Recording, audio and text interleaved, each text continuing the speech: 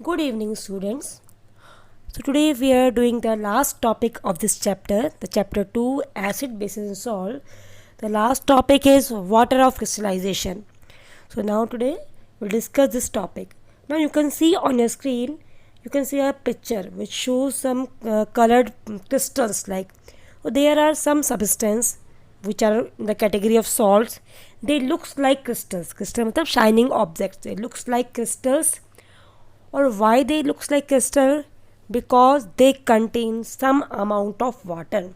So this is our topic today, that some salts are like this, which contain some amount of water, and that water is called water of crystallization. So today we have to study about this topic only. What is water of crystallization? It is also, first of all, it is also known as water of hydration and crystallization water. The definition of water crystallization is: the water of crystallization means a fixed number of water molecules present in one formula unit of salt. It means one molecule of salt, the number of water molecules which are present, that is called water of crystallization for that particular salt. Okay? For example, CuSO4 copper sulphate, इसका जो formula होता है CuSO4.7H2O. It means in 1 unit of salt, 1 molecule of CuSO4, it contains 7 molecule of water. So for different substance, different amount of water, okay, the number of water molecules may be different. So this is called the water of crystallization. For like washing soda, it is 10H2O. For gypsum or plaster of Paris, it is different, 1.5 or 2H2O. So there are different substance which contains water of crystallization with that. So that amount of water is called water of crystallization, and that substance are called crystals. They are just like crystals. Now we'll move to the next slide to understand this topic.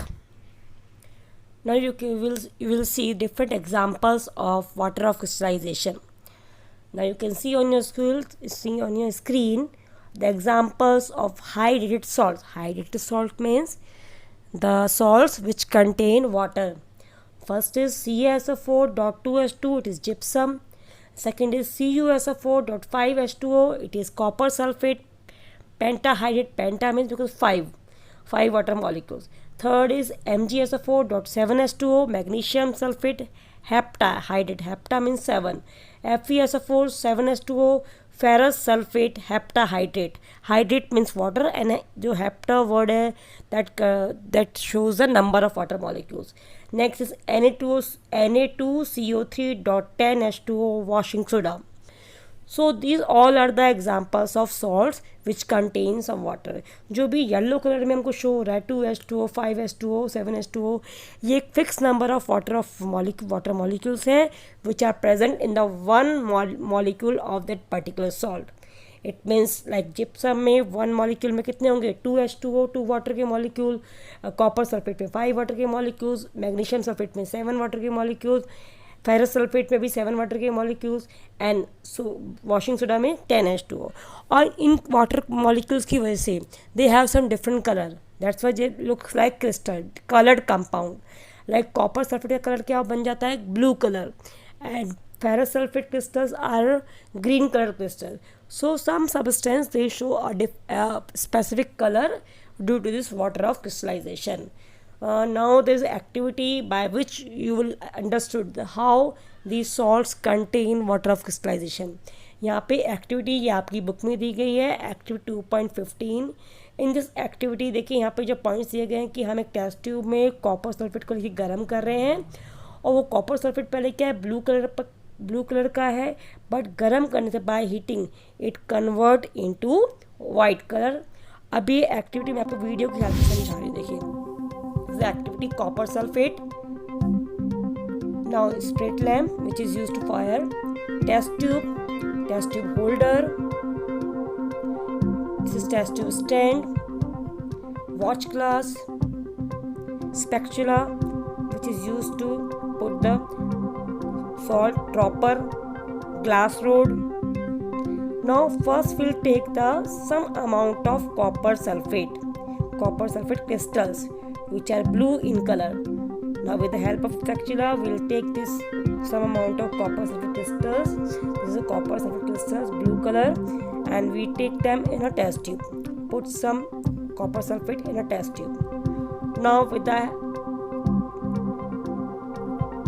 we'll lit the spirit lamp. First we'll hold the test tube with the test tube holder. With the help of test tube holder, we hold the test tube and keep in the test tube stand. Now we'll lit the spirit lamp. Spirit lamp जो होता है वो heating के लिए काम आता है, जैसे स्टोव, गैस, ऐसे ही spirit lamp which works with the spirit. That's why it's called spirit lamp. Okay. Now we'll heat this test tube for some time. Now let's see what we'll observe. In this activity we observe after some time, just after a few minutes, we can see the water droplets on the surface of test tube, on the walls of test tube, inner wall of test tube. And also what we can see the above we can see the water droplets on the walls of test tube, and lower part we can see the white color. The blue color turns into white color, and here above the water जो है that converts into water droplets and it deposit at the walls of test tube. देखो दो changes हो रहे हैं यहाँ पे, change in colour, the blue colour change in white colour, second change in state. जो ड्राई क्रिस्टल से वो सॉलिड स्टेट में थे, वो क्या उसमें से वाटर किस में कन्वर्ट हो गया, ड्रॉपलेट्स की फॉर्म में लिक्विड स्टेट में कन्वर्ट हो गया. तो रिमेनिंग जो वाइट कलर का ये पाउडर होता है नीचे, दैट इज कॉल्ड एनहाइड्रस. मतलब इसमें वाटर नहीं है. Now unlit the spirit lamp, बंद कर दिया हमने स्पिरिट लैम्प को. Keep this test tube for some time. After 10 minutes, what we'll observe? We first will put some drops of water in this test tube. We'll observe that again this white color starts to convert in the blue color, because now it is at the room temperature. Temperature low हो गया है और जो solid है वो water, क्योंकि जो temperature कम होने की वजह से जो वाटर ड्रॉपलेट्स वॉल्स पे जमा हुए थे, डिपॉजिट हुए थे, they again starts to melt. वो मेल्ट होके फिर पाउडर में मिक्स हो गए हैं, एंड जो हमने वाटर ऊपर से मिक्स किया था वो वाटर भी उसमें मिक्स होके दोबारा क्या बन गया, it is hydrous copper sulphate, जिसकी वजह से दोबारा ब्लू कलर के क्रिस्टल्स बन गए. तो this is the activity by which we can prove that during water of crystallisation the colour of substance change. Also by heating the crystals we can see the change in state, we can see the change in color, and also it shows the change in state. ये जो question है ये इस बार board के exam में 3 marks का आया था.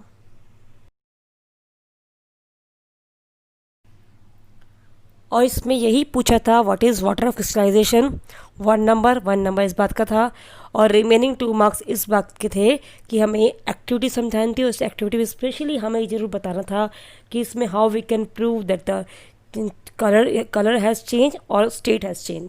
तो हमें ये बात इसमें लिखनी थी क्लियरली कि because the blue colour turns into by heating the copper sulphate, blue colour turns into white, it means that it shows the color change. And we can also see the water droplets deposit at the walls of test tube by heating, which shows the change in state. तो ये दोनों चीज़ें जो हैं it comes in the result. ये activity आपको अपनी notebook में लिखनी है, जैसी ये बुक पे आपको दिख रही है स्क्रीन पे, इस तरीके से लिखनी है आपको आपकी बुक में से, ठीक है, एज इट इज़. और रिजल्ट में आपको लिखना है 2 रिजल्ट्स हैं इसके. क्या, एक तो the color change from blue to white, and the state change में आप लिखेंगे the water droplets deposit at the walls of test tube by heating copper sulfate. अब इसके बाद इस चैप्टर के जो लास्ट के टॉपिक्स हैं सिंपली समराइज किया गया इस चैप्टर को. तो फर्स्ट ऑफ ऑल तो ये आपको चैप्टर अब तक समझ में आ चुका होगा. आई थिंक चैप्टर क्लियर हो चुका होगा आपको. मैंने I tried my best to explain you this chapter. Now जो इम्पोर्टेंट पॉइंट्स होते हैं चैप्टर के एंड में, ये जरूर पढ़ा कीजिए. It's just like a summary and these points are very important, especially now days when MCQ comes. MCQ में ये जो पॉइंट्स हैं they are very very important. तो please read this points at the last after the end of chapter. Now at the end of this chapter, now I will discuss the question answer which are given in your NCERT book. तो one by one I will discuss, पहले यहाँ discuss करती हूँ, कल online class में discuss करूँगी मैं आपसे। So now will start to doing question answers. First of all the blue questions which are given at the last, जो मैंने प्लास्टर ऑफ पेरिस टॉपिक के बाद क्वेश्चन गिवन है आपकी बुक में, ब्लू कलर के, blue page number 33 from your book. The first question is, what is the common name of the compound CaCl2? It's a very simple question. Bleaching powder. Name the substance which on treatment with chlorine yields bleaching powder. कौन सा substance जो है उसको treat करने पर chlorine जो है वो ब्लीचिंग पाउडर बनाता है। तो यहाँ पे आंसर इसका क्या आएगा कि क्लोरीन जो है किससे रिएक्शन करता है, कैल्शियम से। देखो आपको याद है कैल्शियम हाइड्रोक्साइड, तो इसमें वो आएगा calcium hydroxide, because calcium hydroxide और क्लोरीन की रिएक्शन से क्या बनता है, ब्लीचिंग पाउडर। तो क्लोरीन तो क्वेश्चन में गिवन ही है, तो क्वेश्चन का आंसर क्या आएगा, calcium hydroxide. Now next third question, name the sodium compound which is use for softening hard water. तो ये भी हम पढ़ चुके हैं, यह है washing soda. Next, what will happen if solution of sodium hydrocarbonate sodium bicarbonate is heated. तो सोडियम बाइकार्बोनेट को हीट करने से, मैंने रिएक्शन आपको लिखवाई थी, इसको हीट करने से क्या होता है, it convert into sodium carbonate plus H2O plus CO2। ये रिएक्शन हमने लिखी थी पहले। Now right an equation two show the reaction between plaster of Paris and water. तो प्लास्टर ऑफ पेरिस और वाटर की जो रिएक्शन है ये भी सिंपली हम पढ़ चुके हैं। Plaster of Paris plus water it converts into gypsum CaSO4.2H2। ये रिएक्शन भी हमने पढ़ी थी प्लास्टर ऑफ पेरिस में। तो ये बहुत सिंपल क्वेश्चन है, ये आपको करने हैं अपनी नोटबुक में। आप will discuss the green chapter and question, जाके साइज में आपके लास्ट की वन है पेज नंबर 34 पर। देखिए फर्स्ट ऑफ ऑल इसमें MCQ क्वेश्चन है। पहला MCQ क्वेश्चन है, a sodium turns red litmus blue its pH is likely to be. देखो जो रेड को ब्लू करता है उसका मतलब वो बेस होता है, और बेस की pH 7 से ज़्यादा होती है, तो उसकी क्या होगी 10। Second, a solution react with crust egg shell to give a gas that turns lime water milky. जो एग शेल होते हैं उसमें होता है कैल्शियम कार्बोनेट। तो कैल्शियम कार्बोनेट जो है वो एक गैस प्रोड्यूस करता है, वो कौन सी प्रोड्यूस करता है, CO2। वो कौन सी गैस होती है, CO2। और वैसे भी ये मैंने बताया था कि CO2 गैस जो है वो लाइम वाटर मिल्की को जो है मिल्की कर देती है। Next, 10 ml of solution of NaOH is found to be completely neutralized by 8 ml of HCl. If we take 20 ml of same solution NaOH, the amount of HCl कितनी होनी चाहिए बताइए। This is also a very simple question. भाई 10 ml के लिए 8 ml चाहिए, तो 20 ml कितना चाहिए होगा, 16 ml। तो the answer is D, option D 16 ml। Now next question, fourth question, which one of the following type of medicine is use for treating indigestion. इसमें आएगा एंट एसिड। एसिडिटी को दूर करने के लिए जो होती है वही होती है इंडाइजेशन में। Now next is fifth question. इसमें आपको वर्ड इक्वेशन लिखनी है। जो इक्वेशंस हैं इनको आपको जो आपको इक्वेशन दी गई हैं इनको आपको इक्वेशन लिखनी है और बैलेंस भी करना है। तो ये आपको, ये कोई MCQ क्वेश्चन नहीं है, ये आपको इक्वेशन लिखनी है। पहली है sulphuric acid react with zinc granules, तो H2SO4 प्लस जिंक, ये रिएक्शन लिखनी है। Second, HCl with magnesium ribbon HCl plus Mg। Third is H2SO4 sulphuric acid with aluminium plus aluminium Al। And fourth is HCl with iron filling यानी Fe। तो ये question जो है ये fifth question है। नाउ सिक्स्थ क्वेश्चन जो है वो क्या है, compound like alcohol and glucose also contain hydrogen but they are not categorized as acid। ये मैंने आपको एक्टिविटी करवाई भी थी, मुझे अच्छी तरीके से याद है और समझाया भी था। क्योंकि अल्कोहल और ग्लूकोज जो होते हैं दे आर कोवलेंट कंपाउंड, उनमें H तो प्रेजेंट है, they also contain hydrogen, but when they dissolve in water they do not produce hydrogen ions। उनके हाइड्रोजन आयंस अलग नहीं होते when dissolve in water। ये थी एक्टिविटी 2.8, ये मैंने आपको समझाई भी थी। तो यही एक्टिविटी जो है इसका आंसर है। और इसका एग्जैक्टली आंसर क्या होगा, because glucose and alcohol they are not ionic compound, they do not produce H plus ions when they are dissolved in water, that's why they are not called acids। वो acid की category में इसलिए नहीं आते। Next है seventh question, distil water, why distil water does not conduct electricity whereas rain water conduct electricity। Why? Because distilled water contains ions, while distilled water does not contain ion, but rain water contains ion, this is the reason. Okay, rain water जो होता है उनमें ions होते हैं, but distil water जो होता है उसमें आयंस नहीं होते. This is the reason why rain water conduct electricity. Now the next question, page number 35. Eighth question, why do acids not show acidic behaviour in absence of water.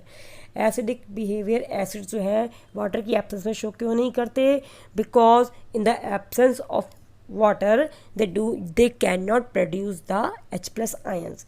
बिना water के जो उनके H+ आयंस जो होते हैं वो dissociate नहीं हो सकते, अलग नहीं हो सकते. ठीक है, तो they have to, because by the presence of water they produce H+ ions. This is the reason. Next question number 9. 5 solutions given है A B C D E.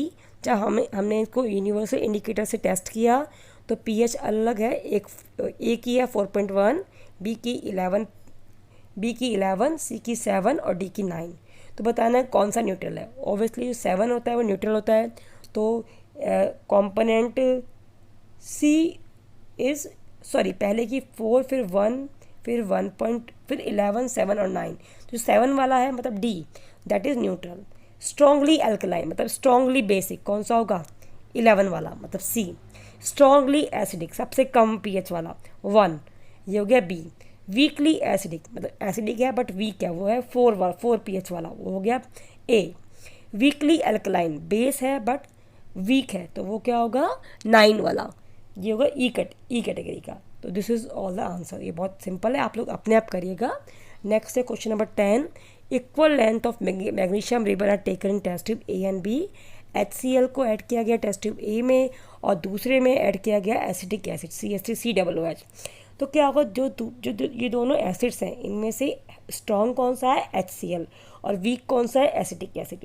तो जब हम इन दोनों को डिज़ोल्व करेंगे मैग्नीशियम रिबन में तो हम क्या इसमें जो टेस्ट ट्यूब जो है जिसमें H2 गैस प्रोड्यूस होती है एसिड्स के साथ रिएक्शन करके, मैग्नीशियम रिबन एक मेटल है तो उसकी रिएक्शन में क्या प्रोड्यूस होगा? H2 gas.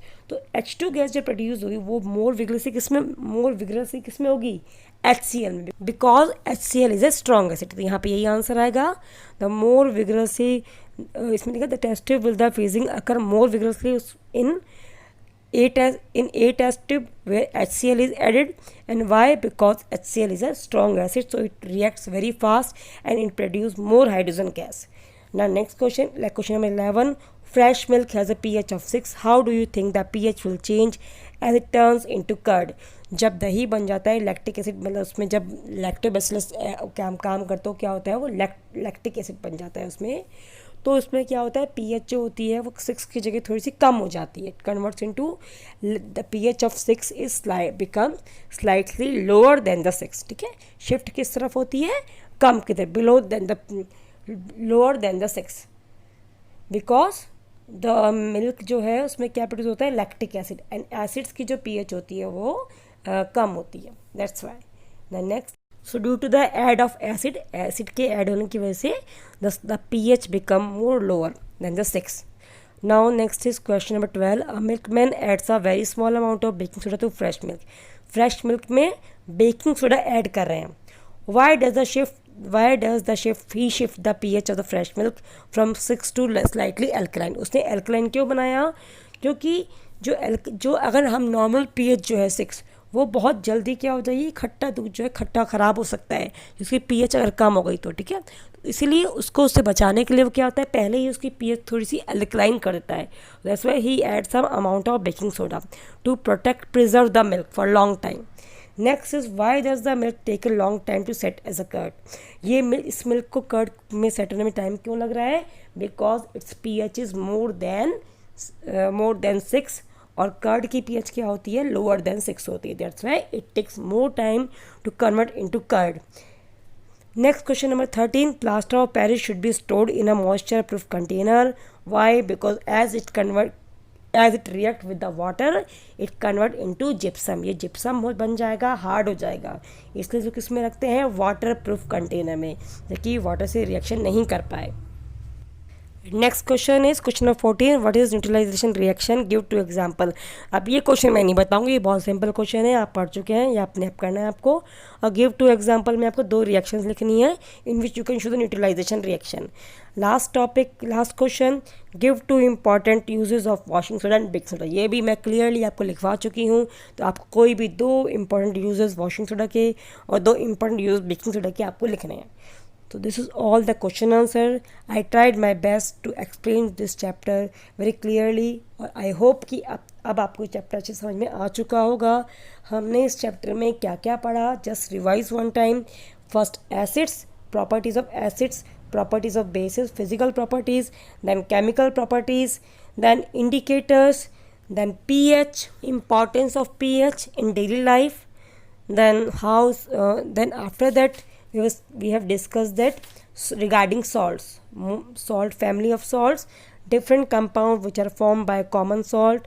We have discussed the properties of these all salts like sodium hydroxide, baking soda, washing soda, bleaching powder, plaster of Paris, properties and uses of these all salts, and at last I have explained the topic water of crystallization. So here this chapter is finished.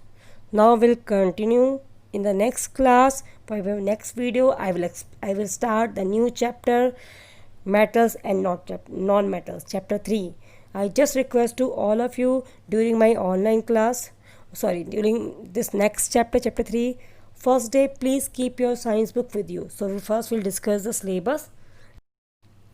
I will discuss the deleted topic from this chapter, chapter 3, and what is remaining, which is coming for you for the board exam from chapter 3, and then I will start this chapter. So hope to see you in my next class. Please be punctual and regular for your online classes and do your work punctually. Thank you. Be patient with me for watching my videos. Have a nice day. Thank you very much. Stay at home, stay safe. Thank you. Bye bye.